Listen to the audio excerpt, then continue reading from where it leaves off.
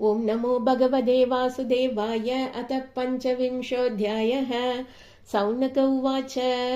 कपिलस्तत्त्वसङ्ख्याता भगवान् आत्ममायया जातः स्वयम् अजः साक्षात् आत्मप्रज्ञप्तये नृणाम् न ह्यस्य वर्ष्मणः पुंसाम् वरिम्नः सर्वयोगिनाम् विश्रुतौ श्रुतदेवस्य भूरि तृप्यन्ति मे सवः यद्यद्विधत्ते भगवान् स्वच्छन्दात्मा आत्ममायया तानि मे श्रद्धधानस्य कीर्तन्यानि अनुकीर्तय। सूत उवाच। द्वैपायनः सगस्त्वेवं मैत्रेयो भगवान् तथा प्राहेदं विधुरं प्रीत आन्वीक्षिक्यां प्रचोदितः। मैत्रेय उवाच।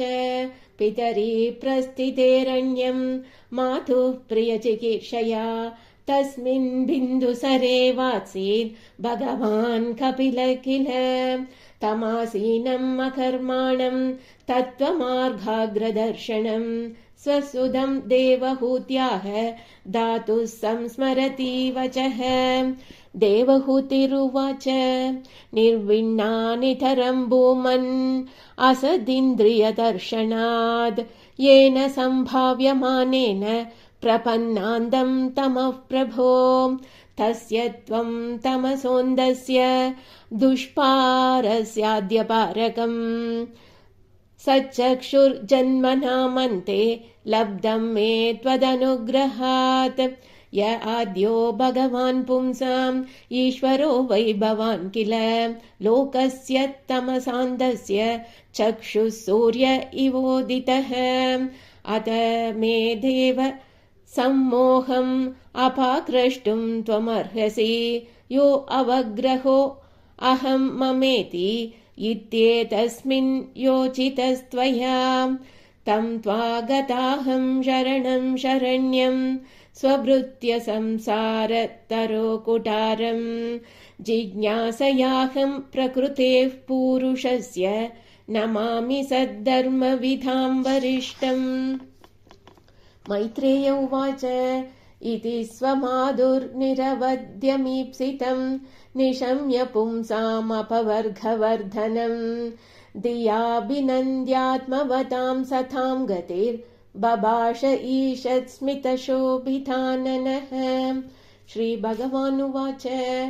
योग आध्यात्मिकः पुंसां मतो निःश्रेयसाय मे अत्यन्तोपरतिर्यत्र दुःखस्य च सुखस्य च तमिमं ते प्रवक्ष्यामि यमवोचं पुराणके ऋषीणां श्रोतुकामानां योगं सर्वाङ्गनैपुणं चेतः कल्वस्य बन्धाय मुक्तये चात्मनो मदं गुणेषु सक्तं बन्धाय रतं वा पुंसि मुक्तये अहं ममाभिमानोद्यैः कामलोभादिभिर्मलैः वीतं यथा मनःशुद्धम् अदुःखम् असुखं समं तदा पुरुष आत्मानं केवलं प्रकृतेः परं निरन्तरं स्वयं ज्योतिरनिमानम् अखण्डितं ज्ञानवैराग्ययुक्तेन भक्तियुक्तेन चात्मना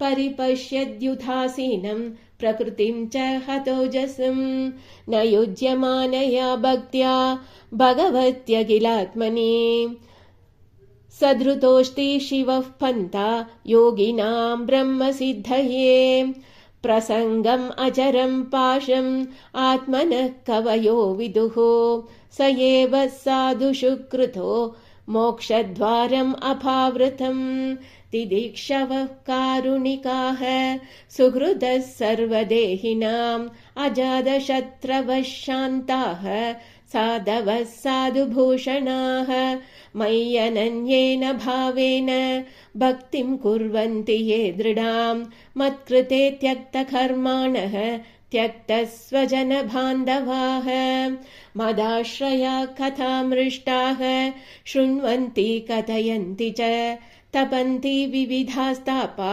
नैतान् मद्गतचेतसः तयेते साधवः साध्वी सर्वसङ्गविवर्जिताः सङ्गस्तेषु अदत्ते प्रार्थ्यः सङ्गदोषाहराहिते सतां प्रसङ्गान् मम वीर्यसंविधो भवन्ति हृत्कर्णरसायनाघताः तज्जोषणादाशु अपवर्गवर्त्मनि श्रद्धारतिर्भक्तिरनुक्रमिष्यति भक्त्या पुमाञ्जातविराग ऐन्द्रियात् दृष्टश्रुतान्मद्रचनानुचिन्तया चित्तस्य यत्तो ग्रहणे योगयुक्तो यदिष्यते रुजुभिर्योगमार्गैः असेवयायं प्रकृतेर्गुणानां ज्ञानेन वैराग्यविजृम्भितेन योगेन मय्यर्पितया च भक्त्या मां प्रत्यगात्मानमिवावरुन्धे देवहूतिरुवाच काचित् त्वय्युचिता भक्तिः कीदृशी मम गोचरा यया पदं ते निर्वाणम् अञ्जसा अन्वाष्णवा अहम् यो योगो भगवद्भाणो निर्वाणात्मन् त्वयोदितः कीदृशः कदि चाङ्गानि यदस्तत्त्वावबोधनम् तदेतन्मे विजानीहि यताहं मन्दधीर्हरे सुखं बुद्ध्येय दुर्बोधं योषा भवदनुग्रहात् मैत्रेय उवाच विदित्वार्तं कपिलो माधुरित्तं जातस्नेहो यत्र तन्वाभिजातः तत्त्वाम्नायं यत्प्रवदन्ति साङ्ख्यं प्रोवाच वै भक्तिविधानयोगम् श्रीभगवानुवाच देवानां गुणलिङ्गानाम् आनुश्रविककर्मणां सत्त्व एवैकमनसो वृद्धि स्वाभाविकी तु या अनिमित्ता भागवती भक्तिः सिद्धेर्घरीयसी जरयत्यासु या कोशं निगीर्णम् अनलो यथा नैकात्मता मे स्पृहयन्ति केचित् मत्पादसेवाभिरता मतीहाः येन्योन्यथो भागवता प्रसज्य सभाजयन्ते मम पौरुषाणि पश्यन्ति ते मे रुचिराण्यं वसन्तः प्रसन्नवक्तारुणलोचनानि रूपाणि दिव्यानि वरप्रधानि साकं वाचं स्पृहणीयां वदन्ति तैर्दर्शनीया वयवैरुधार विलासहासे क्षितवामसूक्तैः हृदात्मनो हृदप्राणांश भक्तिः अनिच्छदो मे गदिमन्वीं प्रयुङ्क्ते अतो विभूतिं मम माया